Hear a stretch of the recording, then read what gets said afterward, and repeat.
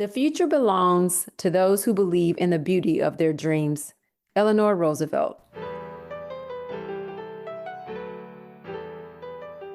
You have the power to be the boss of your own life.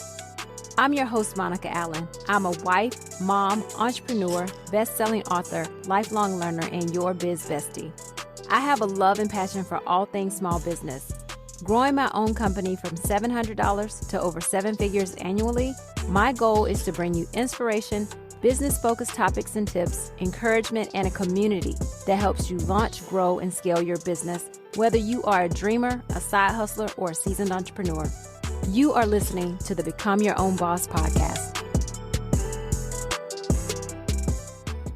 It's summer.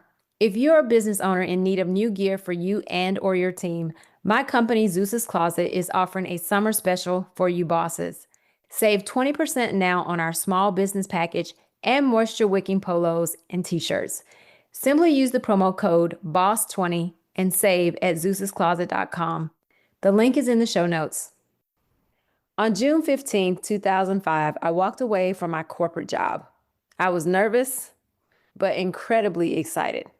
I had this deep belief that there was more out there for me, more freedom or autonomy. I love that word. More creativity, more purpose. Now here we are, 20 years later, and boy, how time flies. So many life changes, so many lessons learned. I've grown a business from $700 to 7 figures annually. We've produced thousands of custom pieces through Stuff for Greeks and Zeus's Closet, built a brand that helps other entrepreneurs launch and scale, and created platforms like this podcast and Greek Hub to support others on their journey. But let me be real, this path hasn't always been smooth. It hasn't always been easy. It's taken courage, discipline, community, and a lot of lessons learned the hard way. Today, I want to share with you some of the biggest lessons I've learned over the past 20 years in business. My hope is that these insights will help shorten your learning curve and remind you that you are not alone. The first one is don't just quit, plan the leap. Though I had a quote in my cubicle, my lovely beige cubicle, that stated, take the leap and build your wings on the way down. Though I had that in my cube, one of the smartest things I did right out of the gate was plan my exit from corporate. Now, don't get me wrong, it wasn't easy. I was very tired most days. I was ready to go. But I knew if I wanted to make the leap and not land flat on my face, I had to be strategic. Ethan and I started building our business as a side hustle. So that meant late nights, weekends, all while working a full-time job and needing to perform well at that job. I would often work full-time from 7:45 in the morning till about 4 p.m., 4:30, depending on what I had going on. And then I'd head from there to embroider the custom orders that had been approved. We were working out of a very small space inside Tyler Perry Studios at the time, but we needed more room, and Tyler was closing that studio and building out a new one somewhere else. But we made the decision to purchase a new home, one with a basement we could finish out to house the business. Now, here's the part that often gets overlooked. It's much easier to qualify for something like a mortgage or like an equipment loan when you have a stable W-2 income. So before I left my corporate job, we made sure that the purchase of our new home was complete. I also timed my exit with intention. I waited until I received a large quarterly bonus from a new corporate client we had landed. That gave us a bit more cushion, and honestly, it gave me more confidence. To just put this lesson simply, don't just quit. This goes back to logic over emotion, because you may be tired, you may be frustrated, you may be going through a lot of emotions, but don't just quit. Plan your leap. Time it with purpose. Build your runway and position yourself for success. Number 2, this was a big one, and this was a costly one, but number 2, stick with your core competency. Early on in our business, we focused on creating custom jackets for members of fraternities and sororities, which eventually did expand into other custom garments that customers requested. But we focused on making things to order. We held very little inventory. Where we veered off track was when we began attending conferences and thereby began to make items in advance to sell to members of these organizations. We were often guessing at what they would like. We were sitting next to tables of many other vendors competing to sell very similar products. Eventually, we found ourselves with a bunch of excess inventory that stuck around for years. This was not our initial business model.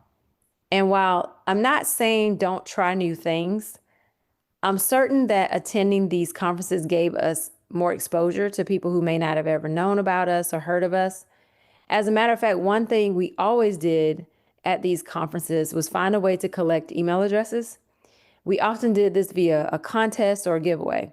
However, over time, and with us opening a retail location, we found that vending at conferences was just not our thing. We didn't like having the inventory left over and then trying to sell it later.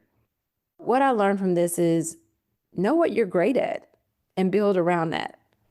Clarity attracts the right clients and keeps your team focused. And truly, there are clients that really get us. They come to us because they know that we can create that custom, unique item that they won't see anywhere else. And that's our core. That's our core competency. Number 3, establish systems as quickly as possible. In the beginning, we just kind of kept everything in our head, but we knew we needed to hire. We were growing and we were growing fast. So when growing a team, what's in your head doesn't work. It has to become a system or a process and procedure that can be shared with the team. We learned to record processes, document them, and train around them. And truly, systems set you free. Systems also allow you to ensure that you're doing things the same way each time, which creates consistency and it creates a culture in your business. It also is something that will allow you to grow and scale. If you're holding it all in your head, you can't scale because it's all reliant on you. Can you imagine if every McDonald's had their own way of making a Big Mac? Customers would never know what they're going to get. So setting up systems is really important. You want to record it once, train often around it, and keep in mind that systems will save you time, energy, and allow you to grow without burning out. Number 4, get outside your 4 walls. This is one I talk about all the time because I used to sit at my desk and think I just will grind it out and this business will grow.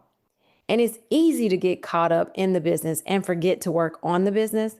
But some of my biggest breakthroughs have come from stepping outside, whether it's through conferences, masterminds, currently BNI, where I'm meeting people and networking weekly, or simply sitting down with other business owners. Ethan and I learned about a new decorating method while speaking to someone who owned a Little Caesars pizza franchise or franchises. He owned a number of them. But we were at an entrepreneurs organization event and we got to talking about this decorating method. This was a method that we had never heard of, but it ended up being a great addition to our business offerings at the time. You never know what tidbit of information you'll gain from someone else, and you won't get that sitting inside your 4 walls and just grinding at your desk. And I absolutely love meeting with my mompreneur group once a month. These ladies help give me new ideas around my business that I often would not think of on my own. And though we're all moms, we're all very busy, we take the time to meet once a month and we hold space for the giving of advice. We don't say don't give advice. We want advice. We want their ideas. We want each other's ideas. And it has been amazing how us growing and talking together has led to our businesses thriving. I say all this to say, don't isolate yourself. Growth truly lives in conversations, collaborations, and community. If you don't have that, you got to get that. Number 5, manage by the numbers. Now, I'll be honest, this is still a work in progress for me. But what I've learned is that feelings will fool you, but numbers don't lie. Whether it's your profit margin, your cost of goods sold or COGS, customer acquisition cost, whatever it may be, you can't make smart decisions if you don't know your numbers. For example, last December, I sat down and took a hard look at our marketing spend for the past couple of years. And I found that we had cut back so much, too much. And that is what we figured had resulted in a drop in our revenue. We weren't spending as much on online marketing. So we've ramped that up again now, and we can make an assessment in the next, I would say, 6 months or so to see what we're looking like and if those numbers have been driven up. Data can drive decisions. It does drive decisions. It should drive decisions. And you want to track it, review it, and use it as a guide for you. Number 6, simplify through automation and efficiency. When we discovered the book 2-Second Lean, it was truly a game changer in our business. We started asking, how can we make this process better? What can we automate or simplify? Those tiny incremental improvements every day created major efficiency gains in our entire business. Everyone on our team had to read this book, and we were all tasked with taking the first 10 minutes of our day to make an improvement in a process. It helped tremendously in so many ways, such as better organization of our production department. We improved on our customer service systems and order management. I truly recommend you check out this book because it's something you can use even in your personal life as well. And it's really about shedding off, just a simple summary here, it's really about shedding off 2 seconds of a process. And if you do that every single day, before you know it, you're at a minute. Before you know it, you're at 2 minutes. And to me, that was, and it's a very easy read. It's very, very easy to read and get through. I would definitely say check out that book. And of course, I've talked in the past about email automation and how this had an amazing impact on our business. Being able to set up email sequences for clients and customers to learn more, to follow up on abandoned carts, and just a variety of things that allow us to keep in touch with our customer or our potential customer. This definitely helped our business scale. And now with AI added into things, it's doing the same thing. It's making the processing of things easier and faster. So the takeaway here is simplify to scale. Small changes can add up to big impact. Number 7 is the importance of the pivot. I always think about the Friends episode with Ross, pivot, pivot. But when we started with Greek products, we eventually came to a point where we had to pivot. We had to expand beyond what we knew if we wanted to survive. And this was because we moved into a retail space that automatically increased our expenses from being in a home basement. Once we did this, moving into a physical location, we just quickly learned that Greek customers alone would not sustain our business, especially during the summer when the last thing people were thinking about was a Greek line jacket. It's hot and no one is in school to even show them off. Now we had to serve anyone, or we wanted to serve and did serve anyone with decorating or promotional product needs. Just in the past few weeks, we've been working on a huge project for a marketing firm, helping them with their activation of a new marketing campaign for one of their clients. This has been a fun project, and it has really given us an opportunity to get in front of more people. This pivot several years ago not only saved our business, but it opened us up entirely to new opportunities and new relationships. So don't be afraid to evolve. Pivots aren't failure. Pivots are things that you're going to have to do to make sure that your business survives and keeps moving forward. Pivots are simply strategy. And I love strategy. That's my favorite thing. Number 8, take breaks. I talked about getting outside your 4 walls as far as it goes to meeting new people and talking to other business people, but you also have to take breaks. For a long time, I wore busy kind of like a badge of honor, kind of running here and there, but I've learned the hard way that rest is not a reward, it's a requirement. You have to rest. I love to remove myself from the business and just go away to read, journal, think. I also love to vacation and have fun with my family. Traveling the world is my happy place. Truly, there have been times when something on a vacation has sparked an idea that we come back and implement. I can recall this happening when we were in Florida some years ago. It's been a while ago. And we saw a printer that a beach vendor was using to make quick custom shirts. and we implemented something similarly in our store. Truly, breaks are essential. I've said it before, and everyone has probably heard this phrase, you can't pour from an empty cup. And it is difficult to think clearly if you're always in the day-to-day or in the weeds, as I like to call it. You have to get out so you can take a look down on the weeds, take a moment to breathe and just be still.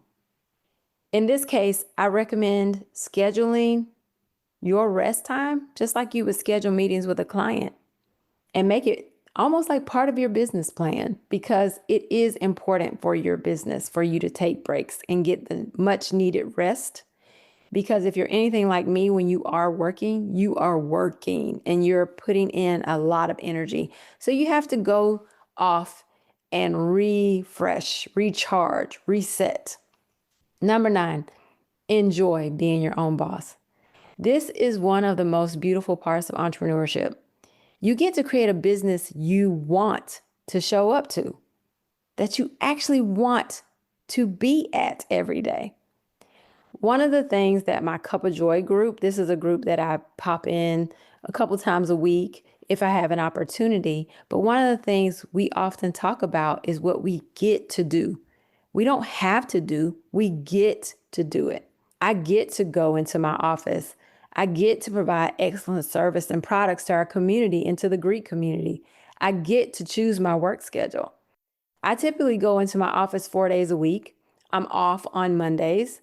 And I put off in my little air quotes here because I work on the podcast and other projects on Mondays. But I get to do that and I love it. I get to go see my kids' performances or games when I desire because I can decide when I'm in the office. Now, don't get me wrong. This can often be a juggle because I want to be there for my family, but I also love my business. I may take a call in the car, answer emails while I wait on a volleyball game to start. But either way, I get to decide what being my own boss looks like, and I can change it if I want to. I get to change what that looks like if it's not serving me or if it's not working for me. Take the time to build a business that fits your life, not the other way around. Number 10, everything is figure outable. That's a really hard word to say.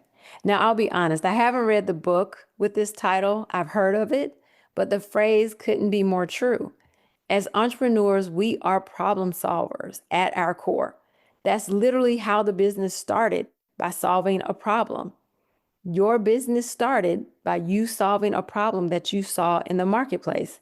But the problem solving doesn't stop once you start the business. It's just the beginning. There will be team issues, production hiccups, missed deliveries, customer service curveballs, you name it. And when you're the boss, there's no one else to pass it to. But here's what I've learned. You can figure it out. And I'll also add, it does help to have a business partner to discuss these things with and figure it out together. The right business partner, I should add. Once you have a solution to whatever the issue may be, build a system around it. I talked about it, systems and processes. Build a system around it and keep it moving. Moving on to the next one. I'd look at it like this. Every problem is a puzzle. You can solve it, you can systematize it, and you can move forward. It's actually very exciting once you solve a problem too. It's like, oh, check that box. Number 11, this is the last one, but this one is so important. Vision is the blueprint.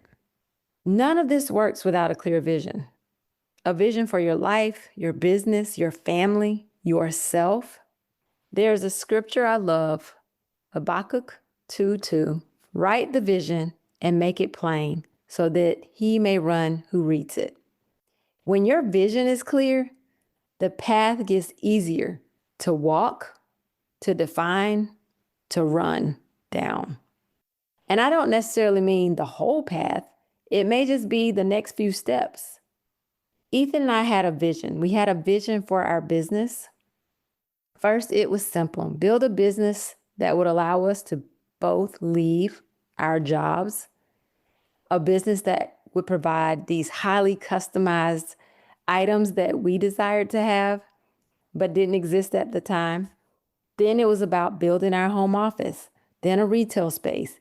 Then we needed a team around that. We actually had a team in our house, though we weren't supposed to. But the business was growing so fast that we weren't prepared for that. So that's why we definitely had to move out of our home space into a retail space. The pandemic threw us off of our franchise vision, but it's okay. A vision can be rewritten. And we haven't went back to that vision. That's no longer in our vision. It's no longer on our vision board. Truly, we have not always had it all figured out at once. And there were plenty of blurry seasons. After COVID, I went through one, but we kept writing the vision down. And when I say writing it down, I literally mean write it down. It makes it more concrete. We share our vision with each other. We share our vision with our team. And now that our kids are older, we can share our vision with them as well.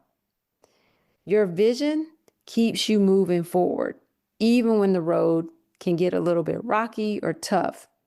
The takeaway here is vision doesn't just give you direction, though that is a huge part of it, but it also gives you endurance.